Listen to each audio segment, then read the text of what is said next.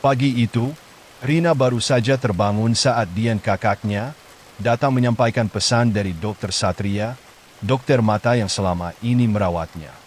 Dian mengabarkan hal yang tak terduga. Ada pendonor kornea. Rina tertegun sejenak. Pesan dari Dokter Satria membuatnya hampir tak percaya. Rina meminta Dian membaca pesan tersebut berulang kali, memastikan ia tidak salah baca. Harapannya untuk bisa melihat kembali setelah bertahun-tahun hidup dalam kegelapan kini terasa lebih nyata dari sebelumnya. Sejak usianya 6 tahun, Rina harus menjalani kehidupan tanpa penglihatan akibat kecelakaan yang menimpanya. Kini, setelah menunggu sekian lama, akhirnya ada kabar baik. Tanpa ragu, ia memutuskan untuk melakukan operasi transplantasi kornea, meskipun perasaan gugup dan cemas tetap ada di hatinya. Operasi ini adalah kesempatan besarnya untuk kembali melihat dunia. Tak ingin membuang waktu, Dian dan Rina segera bersiap dan bergegas menuju rumah sakit. Dalam perjalanan, pikiran Rina dipenuhi dengan berbagai kemungkinan, seperti apa dunia yang akan ia lihat, bagaimana rasanya mengenali wajah orang-orang yang selama ini hanya ia ketahui dari suara. Sesampainya di rumah sakit, Dokter Satria menemuinya di ruang pemeriksaan. Kita harus melakukan beberapa tes dulu sebelum operasinya, katanya dengan senyum ramah. Namun, Rina masih penasaran dengan satu hal, siapa pendonor kornea ini? Dok, siapa yang mendonorkan kornea untuk saya? Tanya Rina dengan hati-hati. Dokter Satria terdiam sejenak, lalu menjelaskan bahwa pendonor adalah seorang wanita muda yang meninggal akibat kecelakaan. Maaf, saya tidak bisa memberikan detail lebih lanjut. Ini bagian dari aturan rumah sakit untuk menjaga kerahasiaan informasi. Tambahnya, meski sedikit kecewa tidak mendapat lebih banyak informasi, Rina tetap merasa bersyukur. Bagaimanapun juga, kesempatan ini adalah hadiah yang sangat berarti baginya. Ia hanya berharap bahwa semuanya akan berjalan lancar, dan ia bisa kembali melihat dengan mata barunya. Dengan hati bercampur aduk antara harapan dan ketakutan, Rina menjalani serangkaian pemeriksaan medis. Hari yang ia tunggu-tunggu selama bertahun-tahun kini semakin dekat. Dunia baru akan segera terbuka di hadapannya. Namun di balik antusiasme itu, ada bayangan kegelisahan yang tak bisa ia abaikan. Siapa sebenarnya pendonor yang telah memberinya kesempatan ini, dan apakah semuanya akan berjalan sesuai harapan? Pagi itu, sinar matahari masuk melalui jendela rumah sakit saat Rina terbaring di ranjang operasi. Detik-detik menjelang transplantasi kornea terasa begitu lama. Ia menatap langit-langit ruangan, merasakan ketegangan yang merambat di sekujur tubuhnya. Ini adalah momen yang ia tunggu selama bertahun-tahun, kesempatan untuk kembali melihat dunia. Sebelum operasi dimulai, Dokter Satria datang untuk memastikan semuanya siap. "Kamu siap, Rina?" tanyanya sambil tersenyum hangat. Rina mengangguk pelan, meskipun di dalam hatinya masih ada keraguan kecil yang bersembunyi. Tapi ia tahu, ini adalah satu-satunya kesempatan yang tak bisa ia lewatkan. Operasi berjalan sesuai rencana. Saat kesadarannya mulai kembali, Rina masih merasakan efek obat bius yang membuat tubuhnya lemah. Suara peralatan medis dan langkah kaki para perawat terdengar samar-samar di sekitarnya.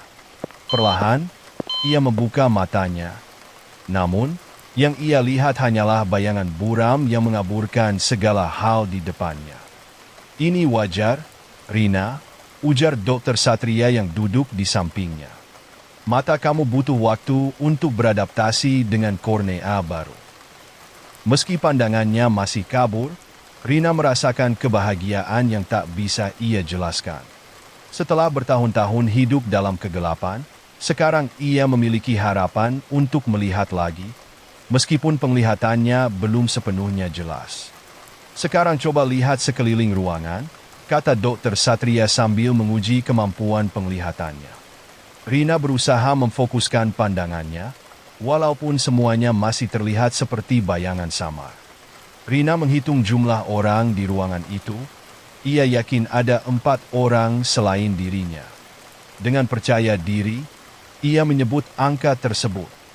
Namun, kakaknya, Dian, yang berada di sampingnya, mengerutkan kening. "Rina, di sini hanya ada 3 orang selain kamu," katanya dengan nada heran. Rina terdiam, hatinya mulai gelisah. Ia menatap sekeliling lagi, menunjuk satu persatu orang di ruangan itu. Tapi ketika ia menunjuk sudut ruangan, semua orang terdiam, karena di sana tidak ada siapapun. Dokter Satria berusaha menenangkan situasi. "Penglihatanmu masih belum stabil, Rina. Mungkin yang kamu lihat hanya efek dari mata yang belum sepenuhnya pulih." Meskipun begitu, perasaan aneh itu tetap menghantui Rina. Ia berusaha meyakinkan dirinya bahwa itu hanya halusinasi akibat operasi. Namun, bayangan sosok yang ia lihat di sudut ruangan tadi seolah meninggalkan jejak di pikirannya. Ada sesuatu yang tak bisa ia abaikan, sesuatu yang mungkin lebih dari sekadar efek samping operasi. Dokter Satria menyarankan agar Rina banyak beristirahat dan tidak memaksakan matanya untuk melihat.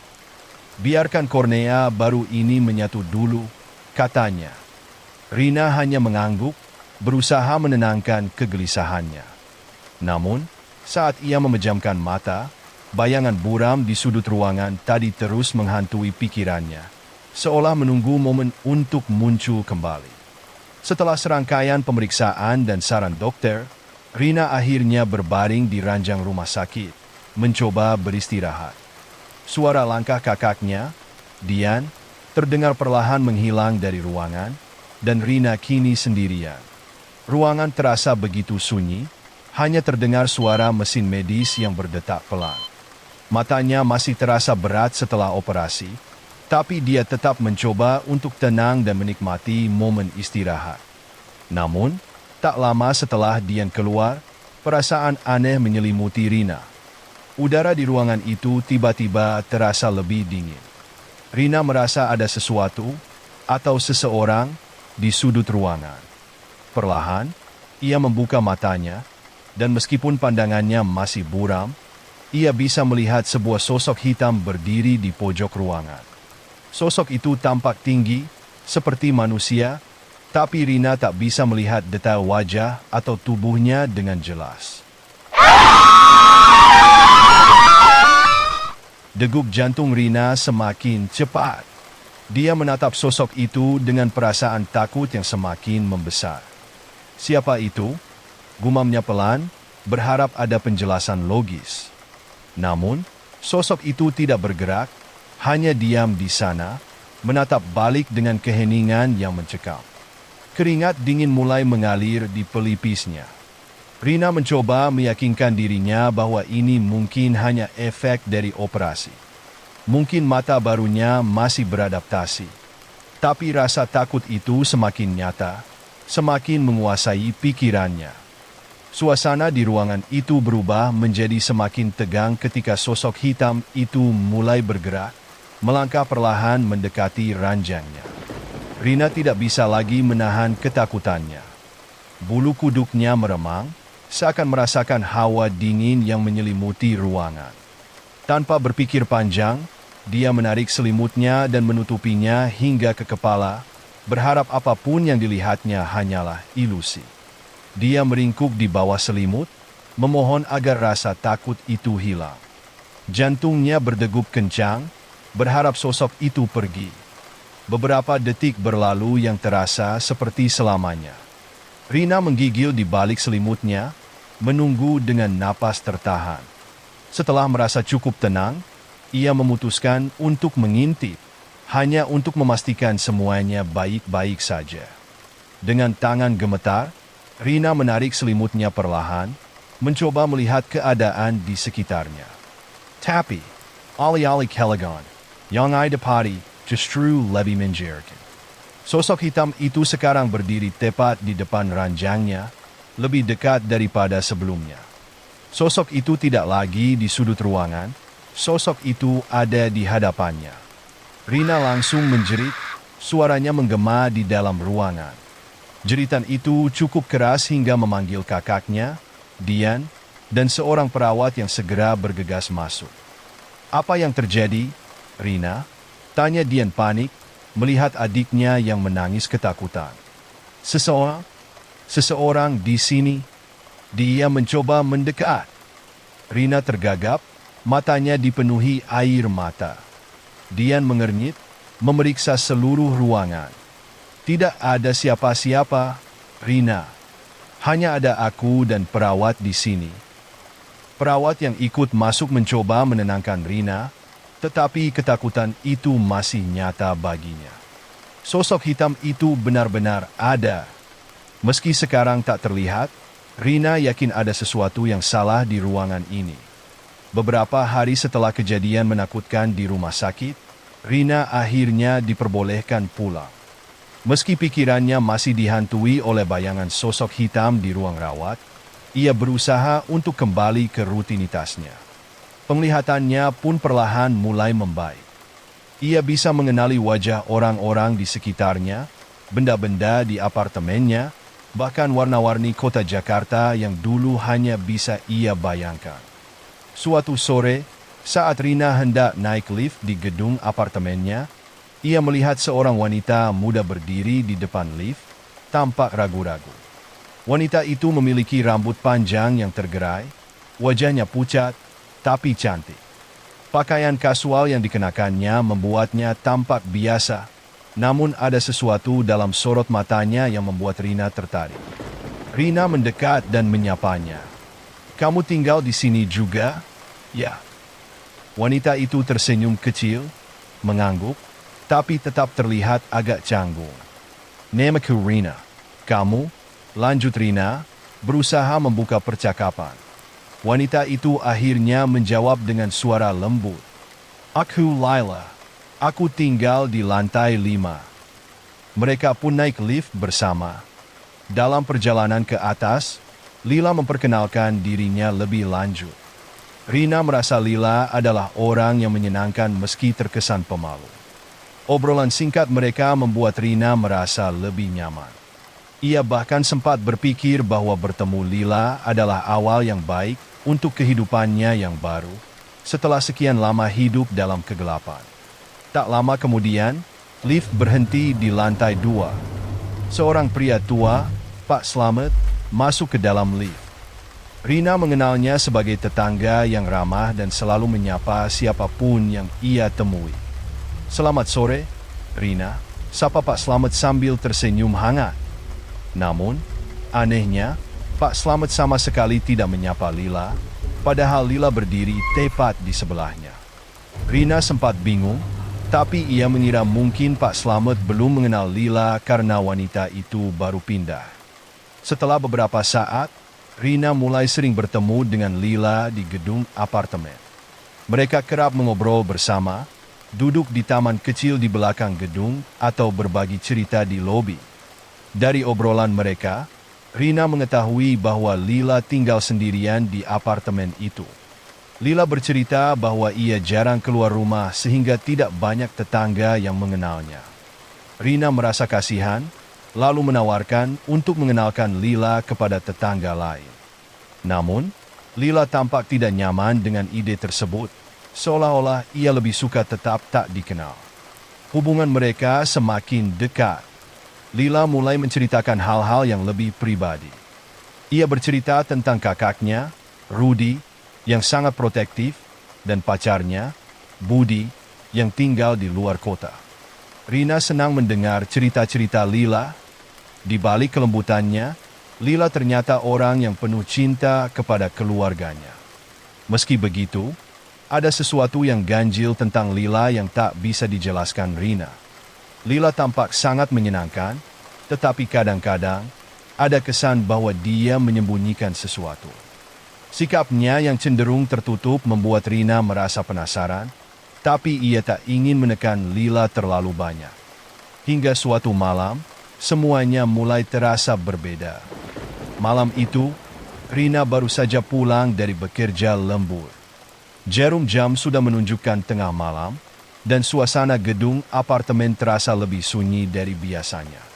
Tidak ada suara kendaraan di jalanan, bahkan lorong-lorong gedung yang biasanya riuh terdengar begitu sepi.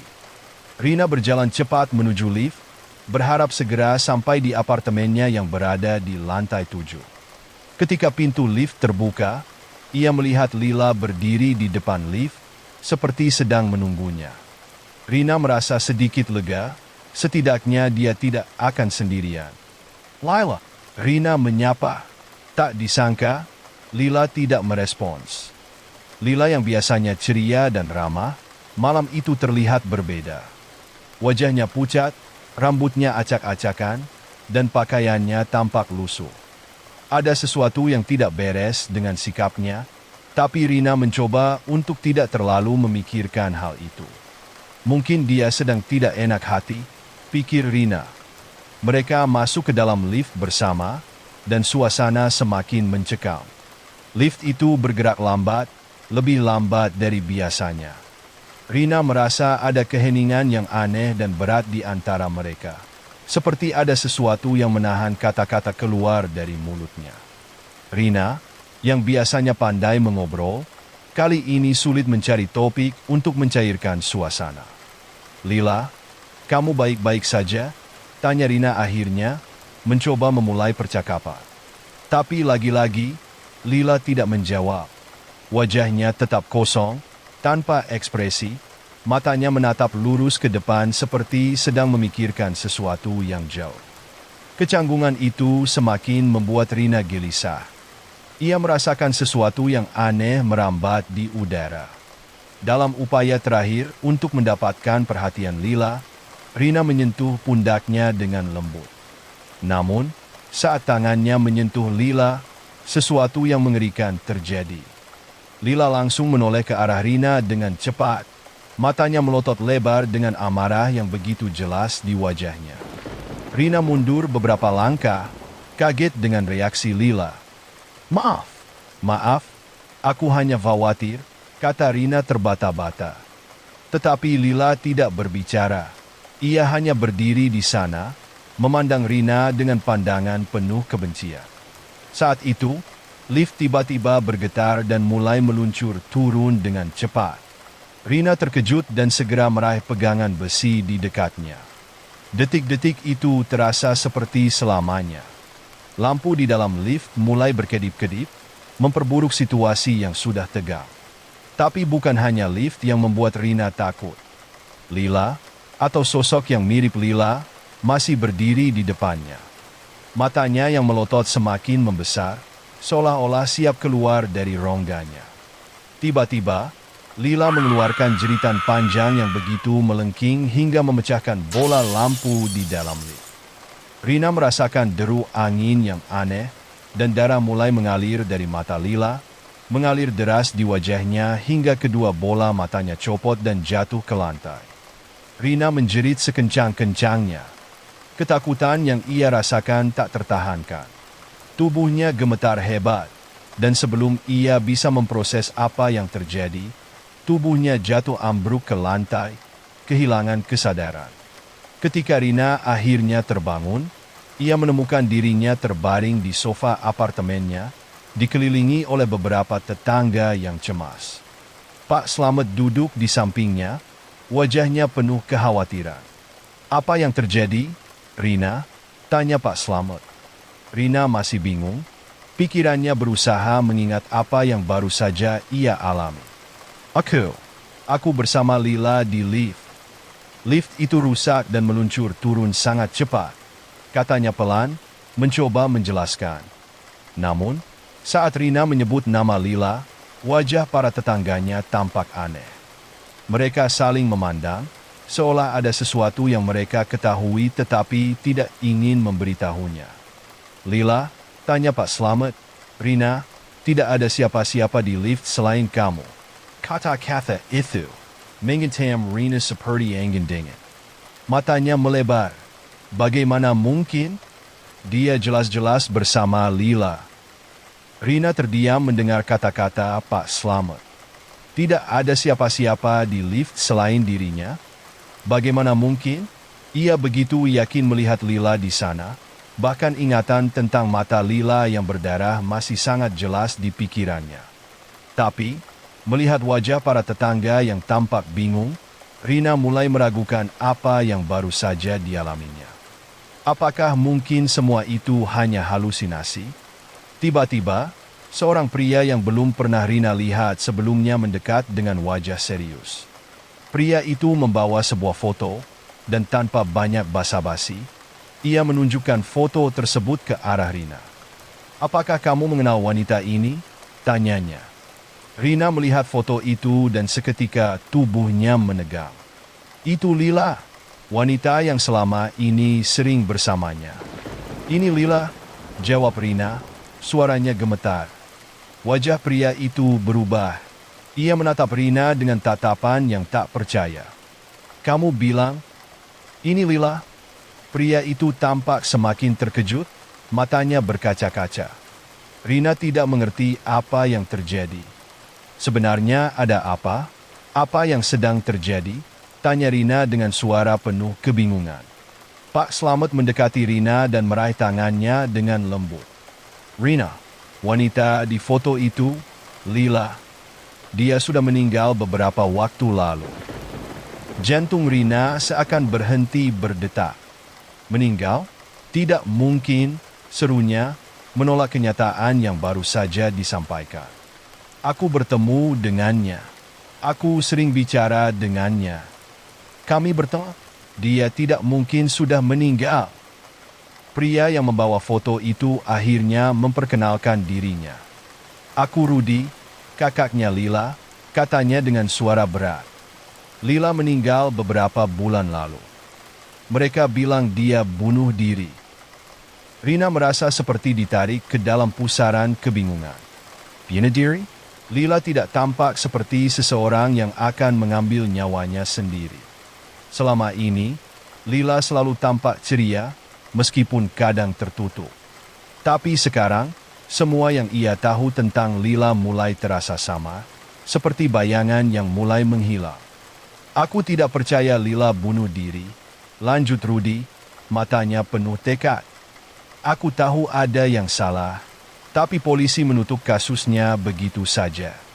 Mereka bilang dia melompat dari atap apartemen." Mendengar itu, Rina tiba-tiba teringat sesuatu. Saat di lift, ketika arwah Lila muncul, Rina sempat merasakan ketakutan yang aneh, seolah-olah ada lebih dari sekadar kisah bunuh diri di balik kematian Lila. Dia ingat bagaimana Lila bercerita tentang kakaknya, Rudy, dan pacarnya, Budi, dengan cinta. Tidak mungkin seseorang seperti Lila akan berakhir begitu tragis tanpa alasan. Rudy menatap Rina dengan penuh harap. "Kamu bilang kamu sering bertemu dengan Lila? Apa yang dia katakan? Apa dia pernah memberitahu sesuatu padamu?" Rina ragu-ragu. Bagaimana ia bisa menjelaskan pertemuan anehnya dengan Lila, terutama saat di lift malam itu?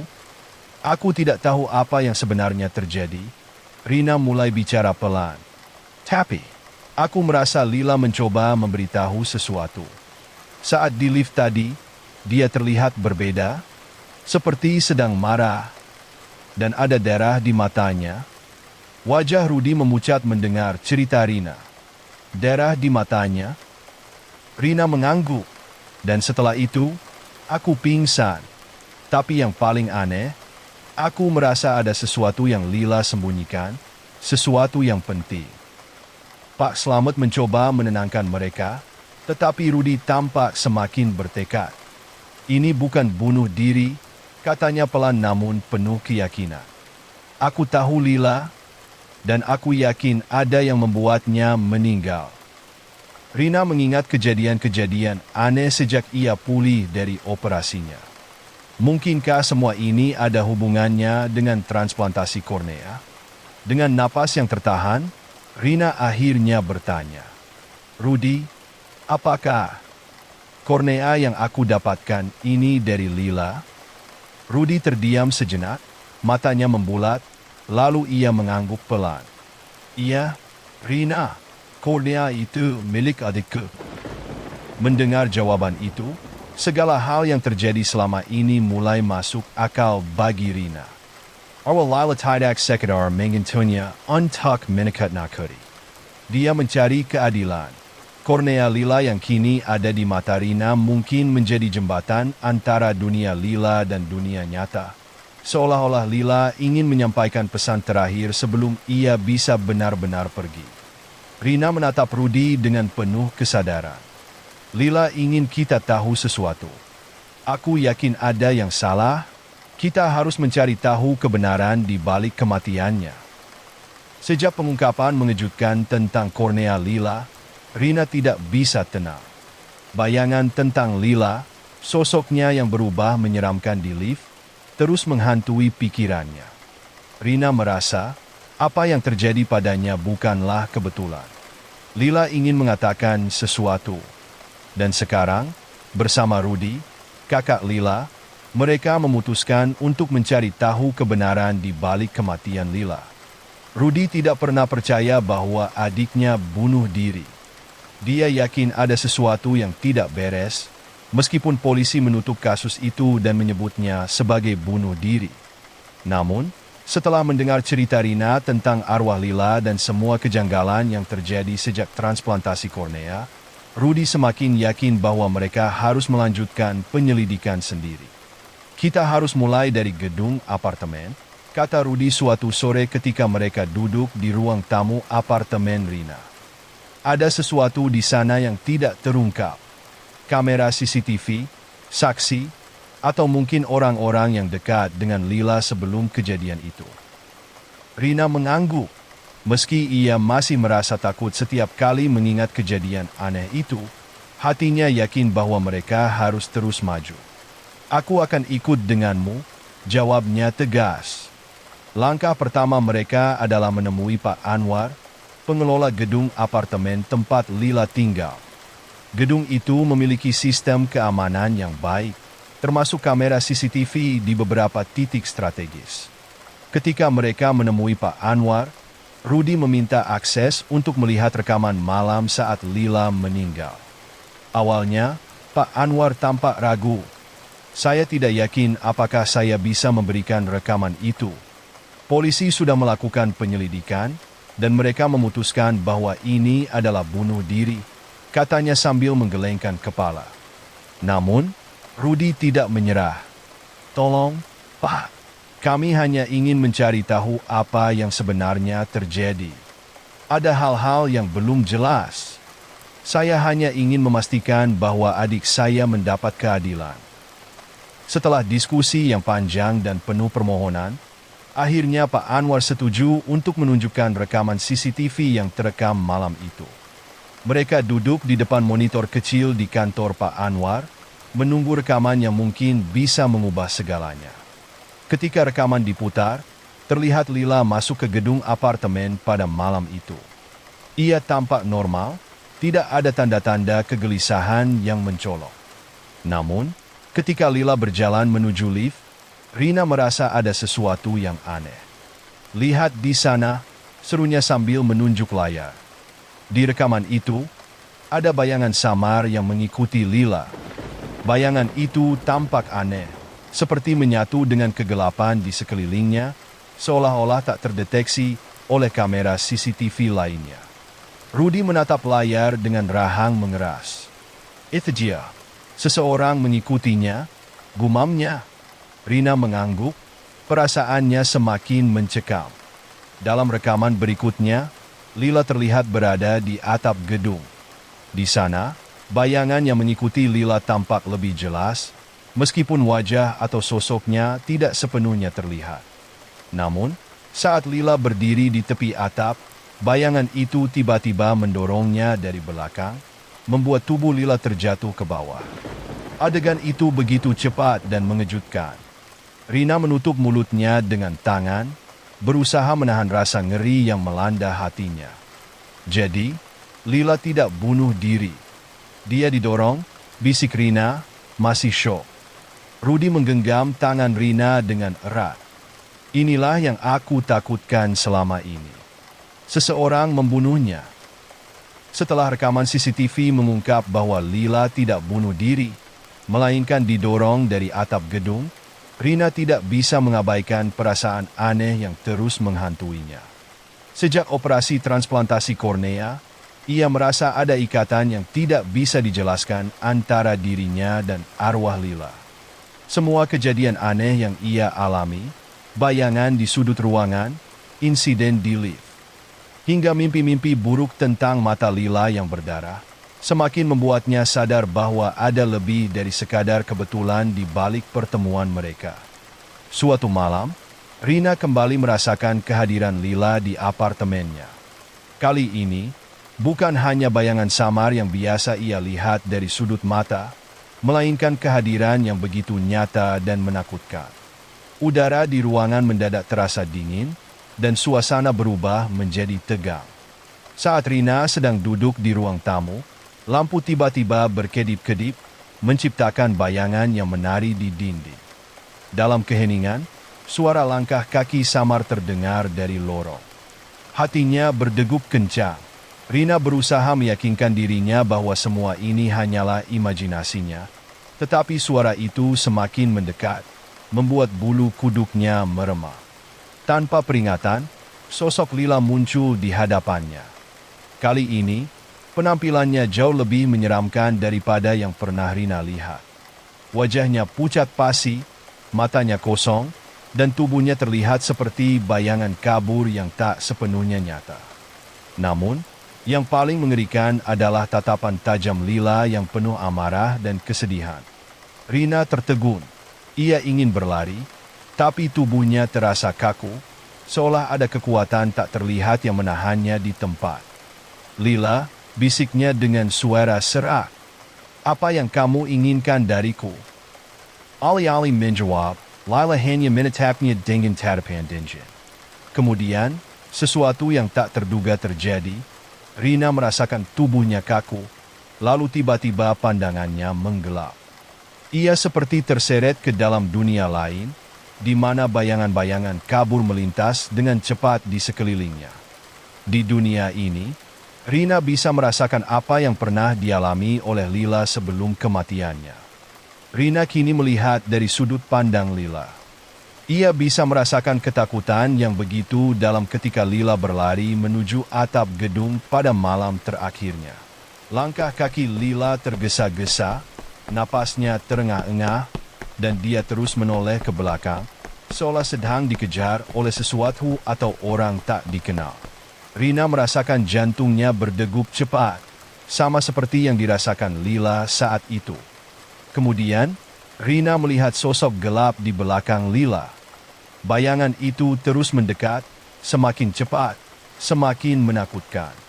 Lila berlari menuju tepi atap, terperangkap antara ketakutan dan keputusasaan. Di momen terakhir sebelum didorong, Lila menoleh ke belakang, dan Rina bisa merasakan teror yang mendalam di matanya. Tiba-tiba, arwah Lila meninggalkan tubuh Rina, dan Rina tersentak kembali ke dunia nyata. Ia terengah-engah, tubuhnya basah oleh keringat dingin. Pengalaman itu begitu nyata, seolah ia baru saja hidup melalui momen-momen terakhir Lila. "Lila, kamu tidak bunuh diri," gumam Rina pelan. "Kamu dibunuh."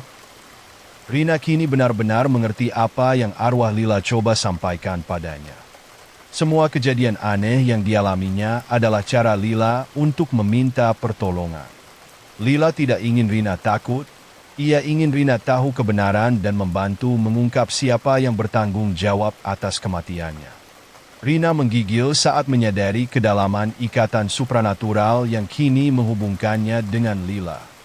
Arwah Lila tidak akan tenang sampai kebenaran terungkap, dan Rina tahu bahwa ia adalah satu-satunya yang bisa membantu Lila mendapatkan keadilan yang layak ia dapatkan. Dengan tekad yang bulat, Rina berjanji pada dirinya sendiri bahwa ia tidak akan berhenti sampai misteri kematian Lila benar-benar terpecahkan.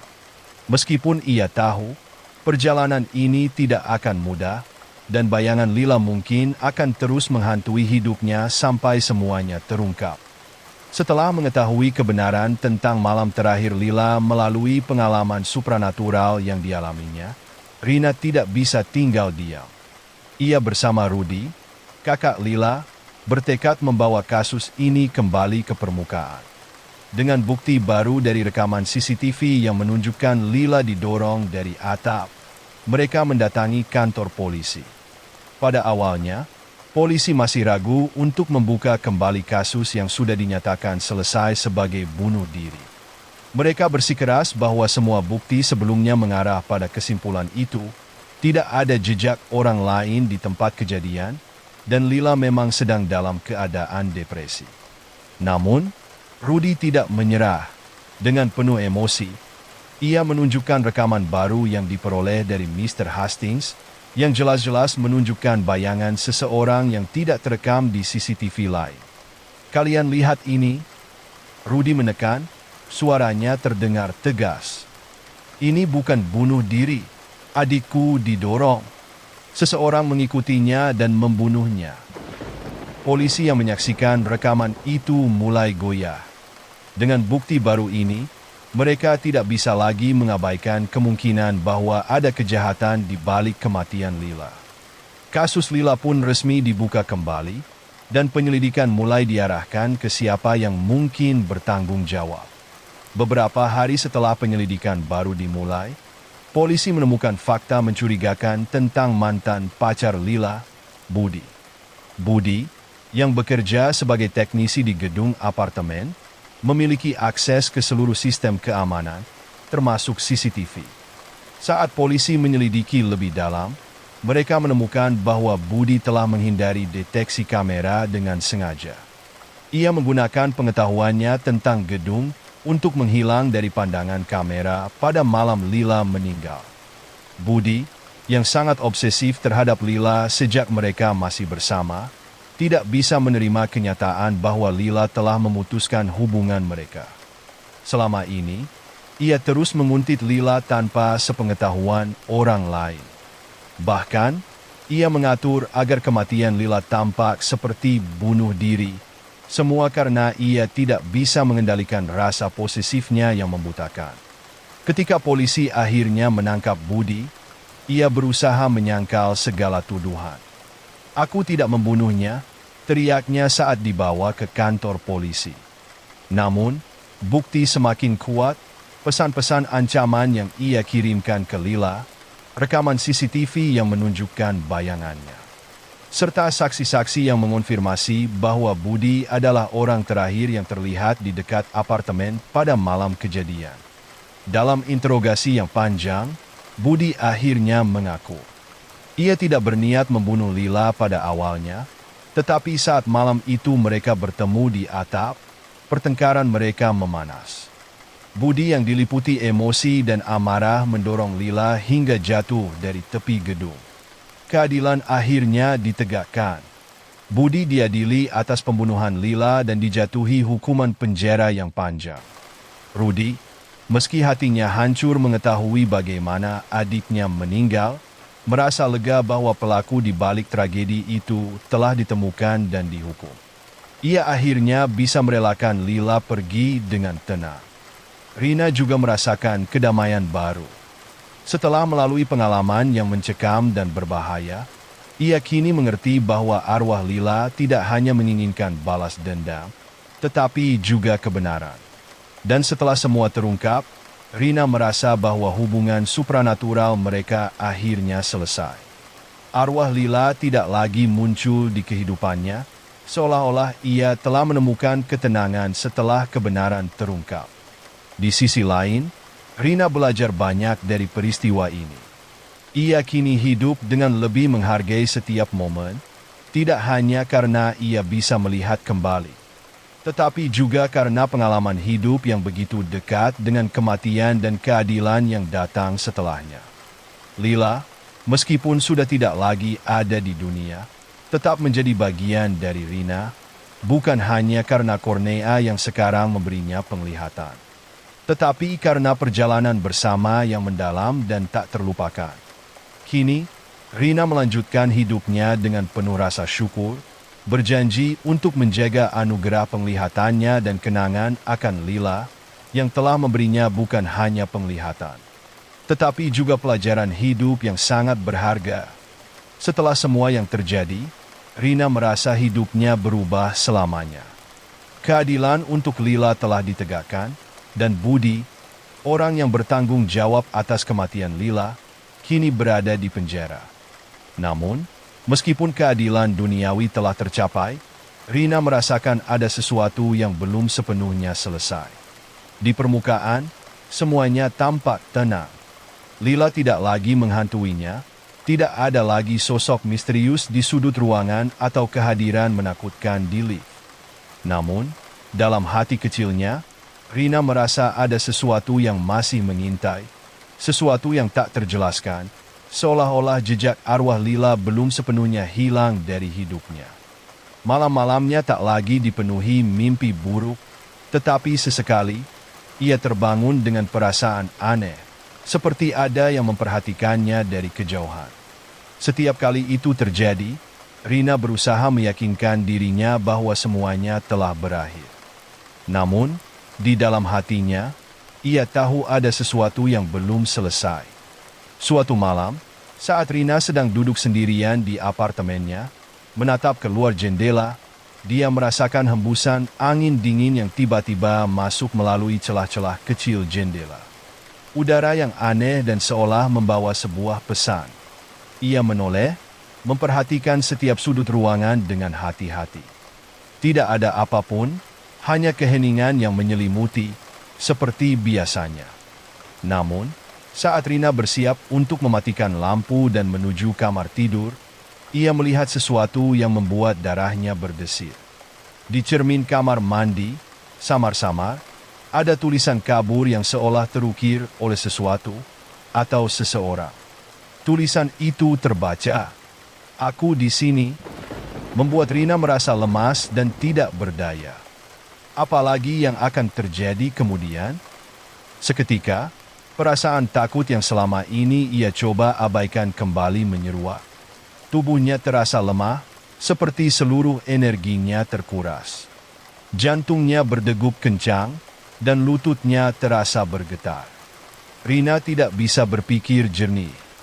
Kegelisahan yang ia rasakan selama ini ternyata benar, sesuatu atau seseorang belum pergi. Apalagi yang akan terjadi kemudian? Siapa yang sebenarnya masih di sini?